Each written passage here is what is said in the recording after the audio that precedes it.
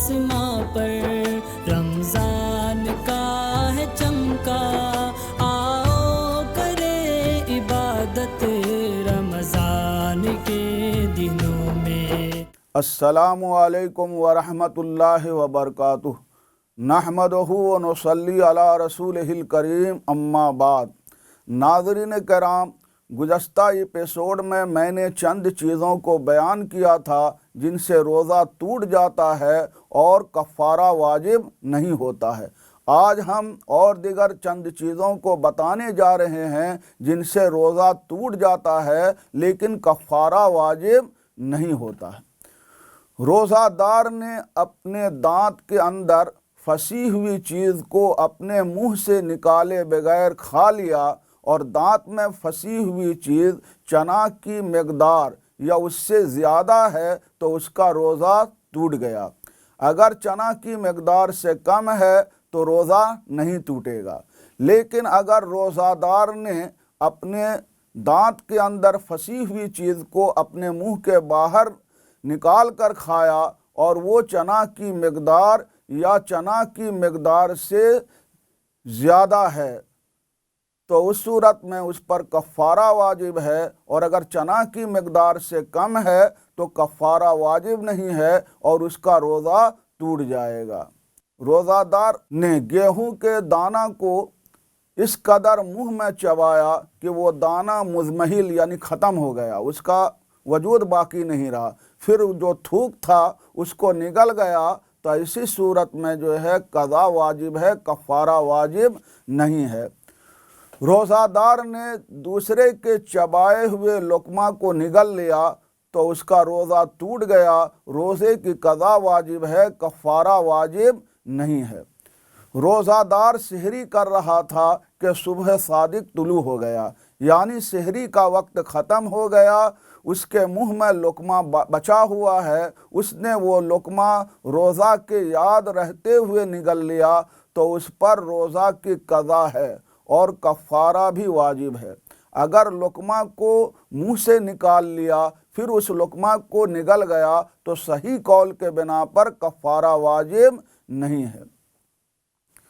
روزہ دار نے دوسرے کے آب دہن یعنی تھوک کو نگل لیا تو اس کا روزہ ٹوٹ گیا، اس پر روزے کی قضا واجب ہے، کفارہ واجب نہیں ہے، مگر یہ کہ آب دہن یعنی تھوک ایسے شخص کا ہے جس کو نگلنے میں گھن نہیں آتی ہے، جیسے کہ وہ تھوک اس کی بیوی کا ہے، اس کے جگری دوست کا ہے، تو دوسرے کا تھوک نگلنے والے شخص کا روزہ بھی ٹوٹ جائے گا اور اس پر کفارہ بھی واجب ہے۔ روزہ دار کے ہونٹ اس کے آب دہن سے یعنی تھوک سے تر ہو گئے، بھیگ گئے، اس نے اس آب دہن تھوک کو نگل لیا تو روزہ نہیں ٹوٹا۔ اسی طرح اس کا آب دہن اس کی ٹھڈی تک بہا اور بہنے کا سلسلہ ختم ہو گیا، جو تھوک اس کے ٹھڈی تک بہا تھا اس نے اس کو اپنے زبان سے اپنے منہ کے اندر لوٹا کر نگل لیا تو اس کا روزہ نہیں ٹوٹے گا، اس لیے کہ تھوک کے بہنے کا سلسلہ ختم ہو گیا ہے تو روزہ ٹوٹ جائے گا۔ اور اگر بہنے کا سلسلہ ختم ہو گیا ہے اور اس نے اس تھوک کو نگل لیا تو اس کا روزہ جو ہے ٹوٹ جائے گا، اور بہنے کا سلسلہ اگر جاری ہے اور اس نے اس بہنے ہی کی حالت میں تھوک کو نگل لیا تو اس کا روزہ نہیں ٹوٹے گا۔ اگر روزہ دار نے خون کو کھا لیا،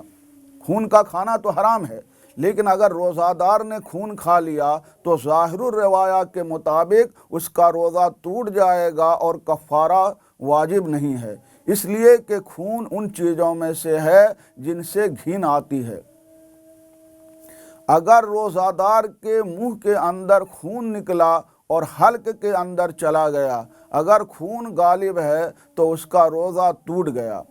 اگر تھوک غالب ہے تو اس کا روزہ نہیں ٹوٹا۔ اگر خون اور تھوک دونوں برابر ہے تو قیاس یہ چاہتا ہے کہ اس کا روزہ نہ ٹوٹے، لیکن استحساناً اس کا روزہ ٹوٹ جائے گا اور روزہ کے ٹوٹنے ہی پر فتویٰ ہے۔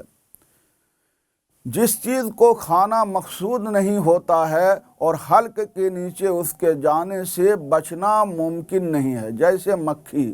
تو اس چیز کے حلق کے نیچے جانے سے روزہ نہیں ٹوٹے گا، یعنی مکھی اگر خود بخود حلق کے نیچے چلی گئی تو روزہ نہیں ٹوٹے گا۔ البتہ اگر روزہ دار مکھی کو پکڑ کر نگل گیا تو اس کا روزہ ٹوٹ گیا، لیکن کفارہ واجب نہیں ہے۔ ناظرین کرام، میں نے چند چیزوں کو بتایا جن سے روزہ ٹوٹ جاتا ہے لیکن کفارہ واجب نہیں ہے۔ آئندہ ایپیسوڈ میں ہم آپ کو اور چند چیزوں کے بارے میں بتائیں گے جن سے روزہ تو ٹوٹ جاتا ہے لیکن کفارہ واجب نہیں ہے۔ السلام علیکم ورحمۃ اللہ وبرکاتہ۔